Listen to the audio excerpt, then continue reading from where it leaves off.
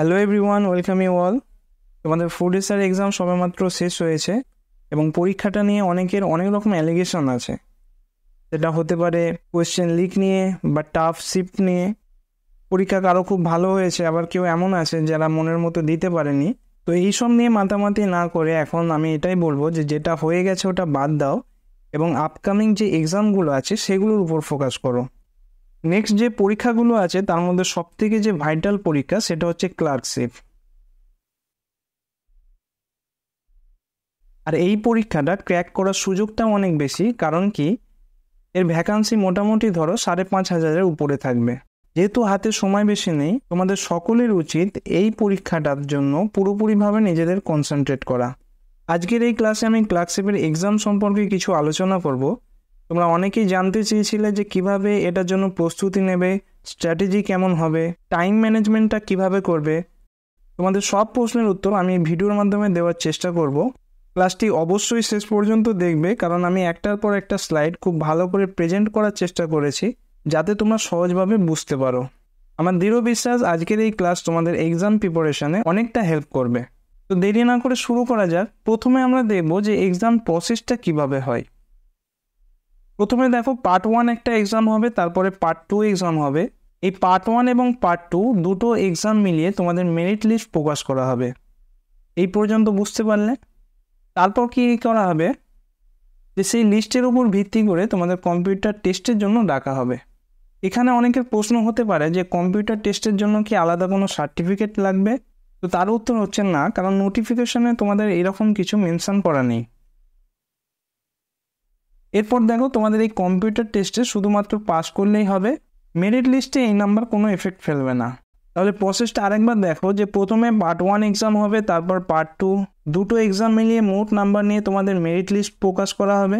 তারপর সেই লিস্টের উপর ভিত্তি করে কম্পিউটার টেস্টের জন্য ডাকা হবে। এরপরে আমরা বিস্তারিত দেখব, শুধু এখন জানো যে প্রসেসটা কীরকমভাবে হয়। কম্পিউটার টেস্টে যদি তোমরা পাস করো তাহলে তোমাদের ফাইনাল মেরিট লিস্ট প্রকাশ করা হবে।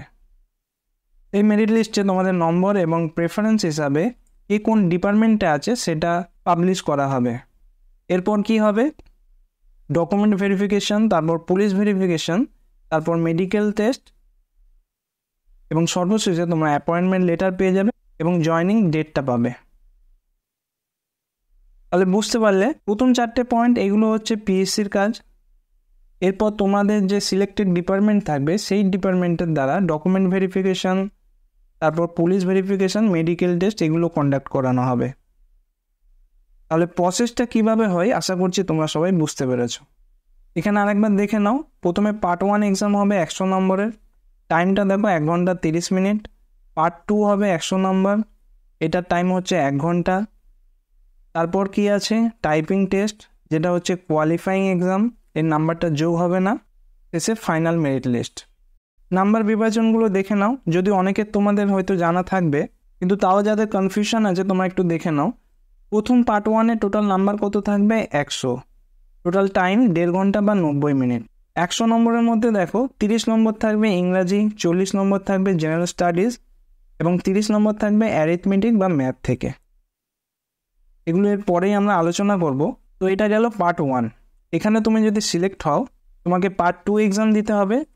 সেখানে কী থাকবে? ইংরাজি 50 নম্বর এবং বাংলা 50 নম্বর, আর টাইম হচ্ছে তোমার 1 ঘন্টা। এই পর্যন্ত বুঝতে পেরেছো? তাহলে পার্ট 1 এক্সামটা কি হচ্ছে? প্রথমে জেনারেল স্টাডিজ, এটা থেকে কত থাকে বললাম? 40 নম্বর। এরপর কি আছে? ইংরাজি, সেখান থেকে থাকছে 30 নম্বর। আর তারপর আছে অ্যারিথমেটিক বা অঙ্ক, সেখান থেকেও থাকবে 30 নম্বর।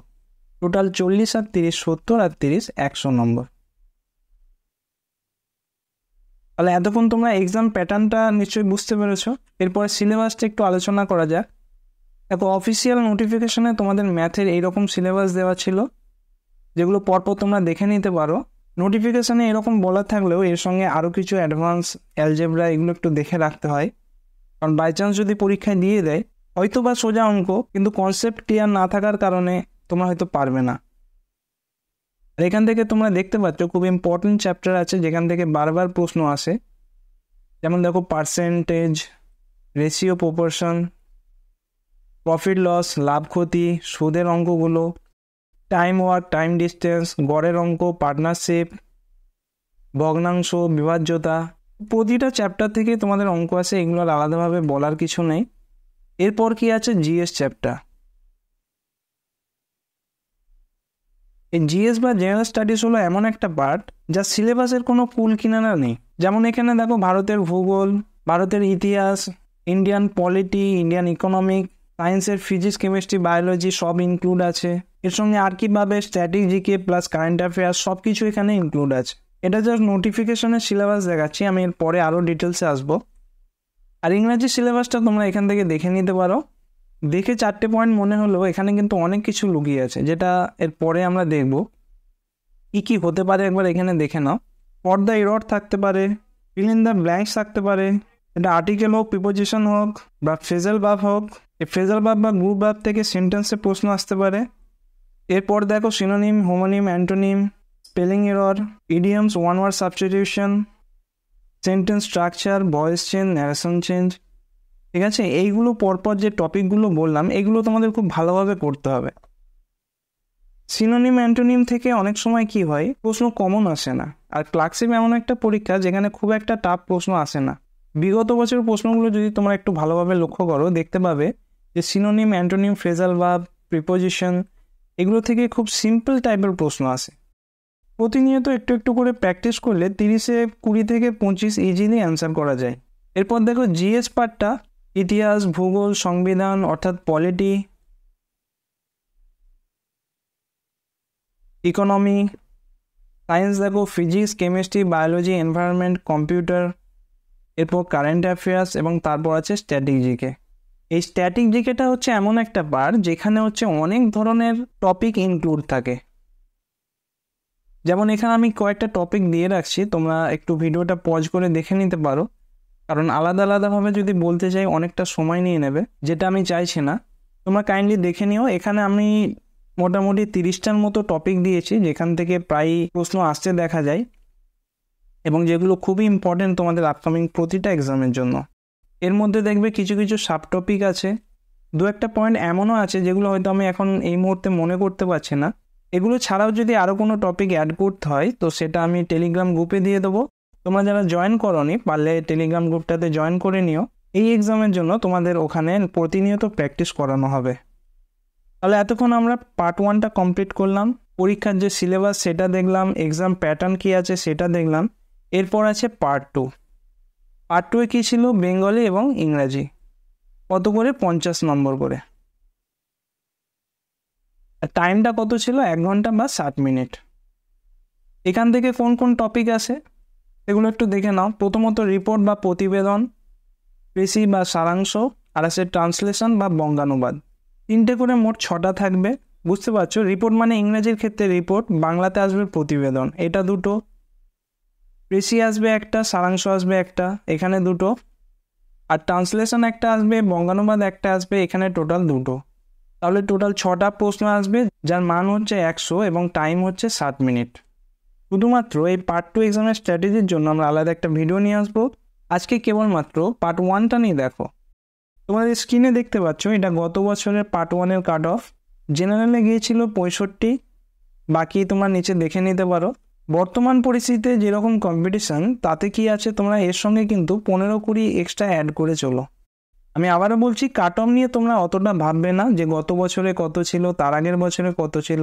যেদিন যা ছিল সে সময় গেছে। বর্তমান পরিস্থিতিতে দাঁড়িয়ে তোমাদের টার্গেট হবে 80 থেকে 85 পাওয়া। এটা প্রত্যেকে নিজের মনের মধ্যে গেঁথে নাও।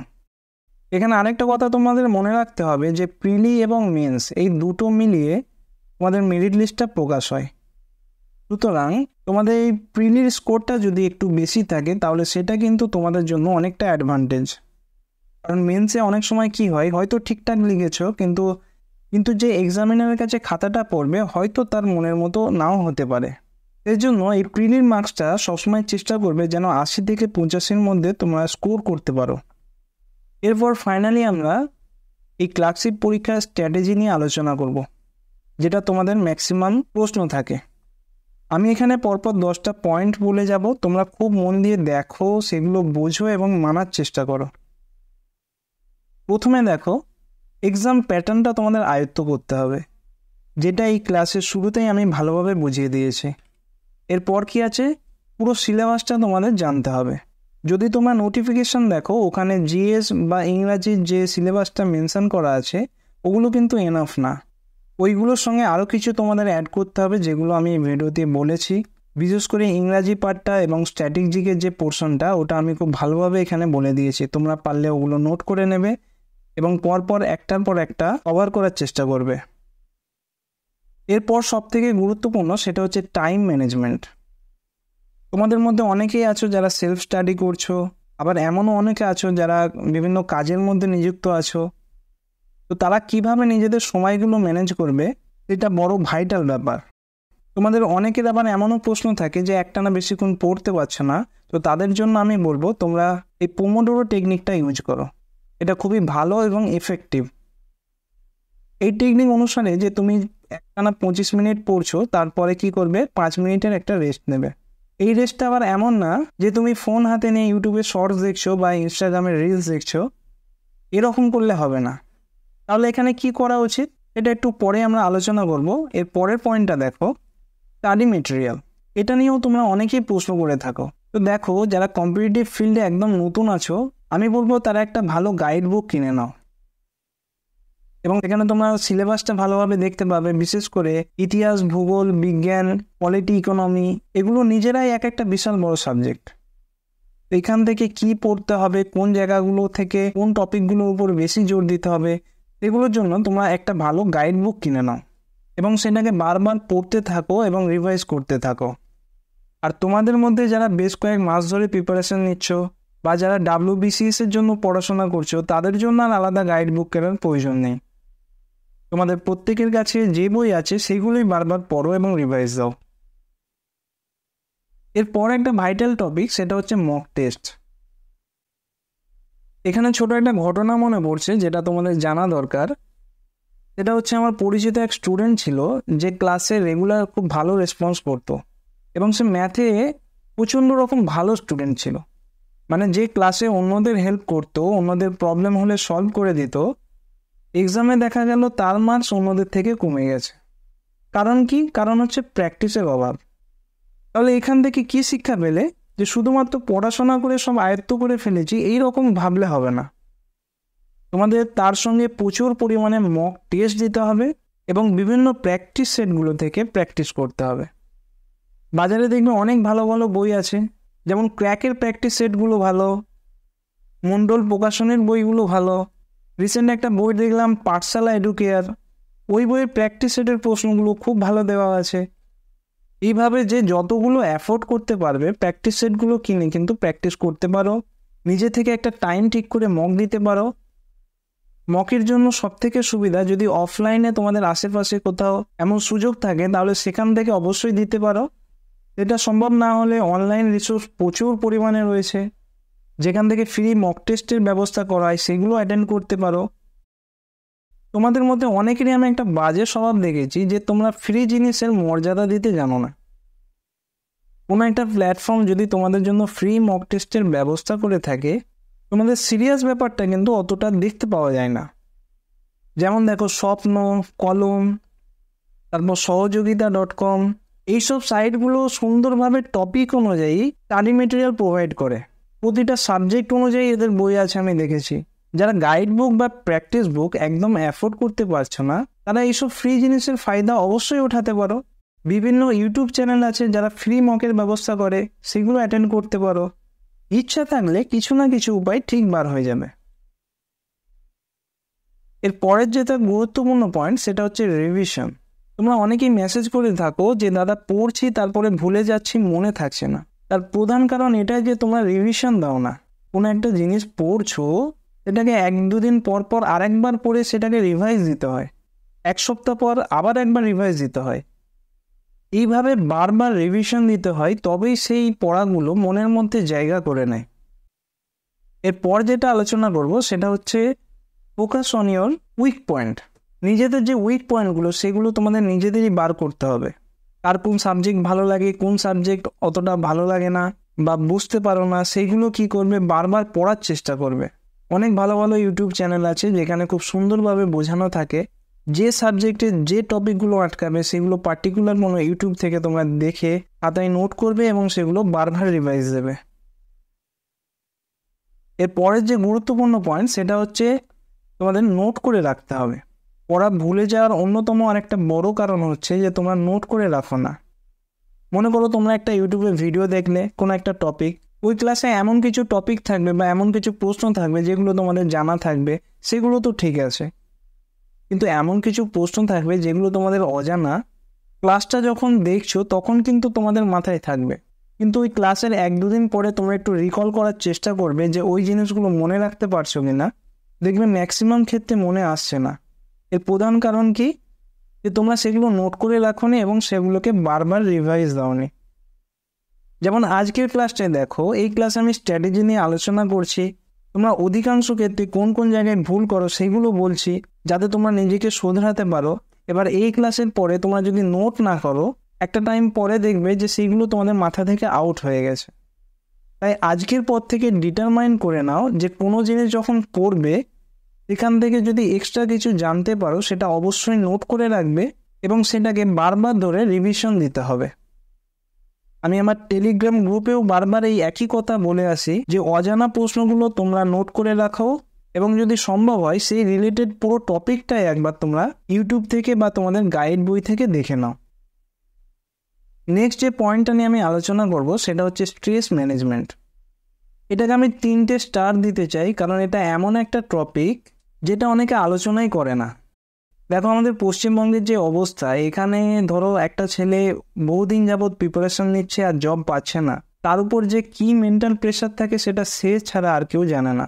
অনেক ভাই বোন এমন আছে যাদের ফিনান্সিয়াল কন্ডিশন এতটাই খারাপ যে একটা জব পাওয়া তাদের জন্য খুবই জরুরি হয়ে ওঠে, আর জব না পাওয়ার কারণে তাদের মধ্যে মেন্টাল ডিপ্রেশন কাজ করে।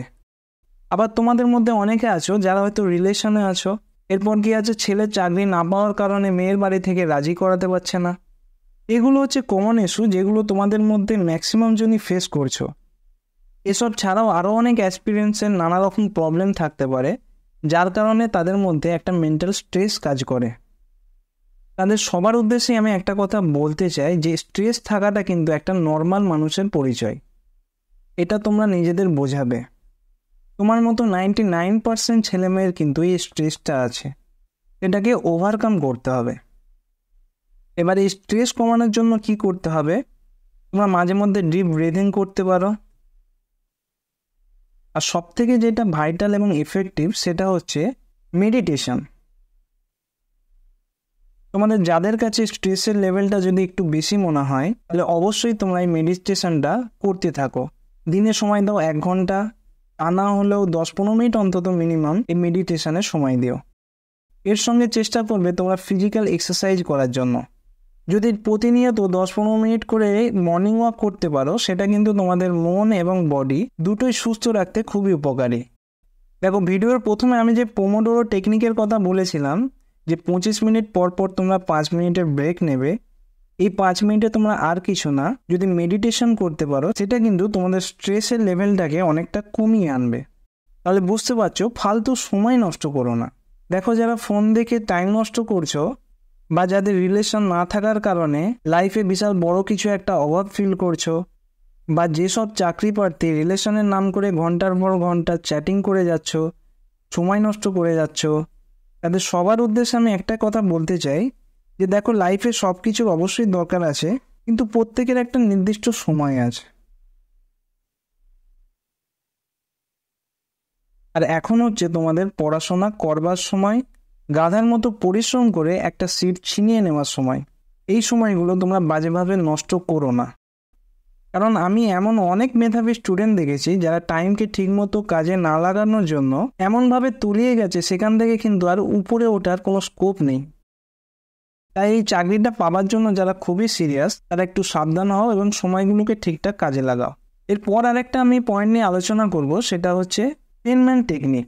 দেখো যারা পড়াশোনা করো এবং ভুলে যাও তারা এই টেকনিকটা অ্যাপ্লাই করতে পারো। সেটা কি, তুমি কোনো একটা টপিক পড়লে বুঝলে এবার চেষ্টা করবে এটা বন্ধুদের সাথে আলোচনা করার। মনে রাখবে পড়াশোনার ক্ষেত্রে গ্রুপ ডিসকাশন খুব ভাইটাল। তোমরা যদি আশেপাশে 4 জন 5 জন 10 জন যতজন পারো বন্ধুরা মিলে সপ্তাহে 1 দিন 2 দিন করে টাইম নিয়ে যদি গ্রুপ স্টাডিটা করতে থাকো, এটা কি করবে তোমাদের পড়াশোনার প্রতি আগ্রহটাকে আরও বাড়িয়ে তুলবে। তবে এখানে খেয়াল রাখবে তোমাদের এই যে গ্রুপ ডিসকাশনটা এটা যেন চা দোকানের আড্ডাখানায় না পরিণত হয়। আচ্ছা, যেটা বলছিলাম এই যে ফেনম্যান টেকনিক, তুমি যেটা পড়েছো সেটা বন্ধুদের মাঝে শেয়ার করবে, তাদের বোঝানোর চেষ্টা করবে। যদি এটা সম্ভব না হয় তাহলে কি করবে, আয়নার সামনে দাঁড়িয়ে নিজেই নিজেকে বোঝানোর চেষ্টা করবে। বা এমনও করতে পারো নিজেকে একটা টিচারের জায়গায় বসাবে এবং তোমার সামনে মনে করবে কতগুলো স্টুডেন্ট আছে যাদের তুমি বোঝাচ্ছ। তুমি নিজে যেটা বুঝেছো সেটা যদি এভাবে অপরজনকে বোঝাতে থাকো তাহলে সেই টপিকটার প্রতি মনোযোগটা আরও তোমার বাড়বে। অনেক কিছু নতুন প্রশ্ন জন্মাবে যেগুলো তোমরা গুগল করে বা বিভিন্ন বই থেকে কালেক্ট করে নোট করে রাখবে। তাহলে সামারি হিসাবে এভাবেই মনে রাখতে পারো যে তোমরা প্রথমে নোট করে রাখবে, তারপর সেগুলোকে বারবার রিভিশন দেবে এবং শেষে কোনো একটা ভালো প্র্যাকটিস বুক থেকে প্র্যাকটিস করার চেষ্টা করবে। তাহলে তোমরা নিজেদের লেভেলটা বুঝতে পারবে। তোমরা চাইলে আমাদের টেলিগ্রাম গ্রুপে জয়েন করতে পারো। এডুপোনিয়া লিখে সার্চ করবে, আশা করছি আমাদের গ্রুপটা তোমরা দেখতে পাবে। নাহলে ডেসক্রিপশনে লিঙ্ক দেওয়া থাকবে, ওখান থেকেও তোমরা জয়েন হতে পারো।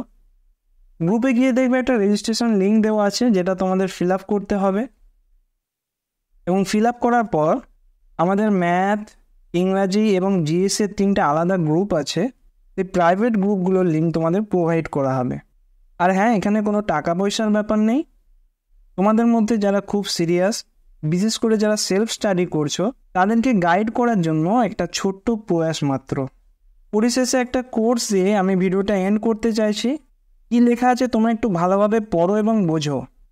Success is the result of perfection, hard work, learning from failure, loyalty and persistence. Colin পাওয়েলের গুরুত্বপূর্ণ এই উক্তিটি, বারবার ব্যর্থতার মধ্যে দিয়ে একদিন কিন্তু সফলতা তুমি পাবে। এটা তোমার দৃঢ় বিশ্বাস থাকতে হবে। এই উক্তিটি পারলে তোমরা নোট করে রাখবে, সম্ভব হলে যেখানে পড়াশোনা করো তার সামনে দেওয়ালে অ্যাটাচ করে রাখবে। নিজেকে অলওয়েজ মোটিভেট রাখার চেষ্টা করবে। ঠিক আছে, আজকের এই ক্লাসটা আমি এখানেই এন্ড আপ করলাম। কারো কোনো মতামত থাকলে বা কোনো প্রশ্ন থাকলে অবশ্যই তোমরা কমেন্ট করে জানিও। Thank you for watching.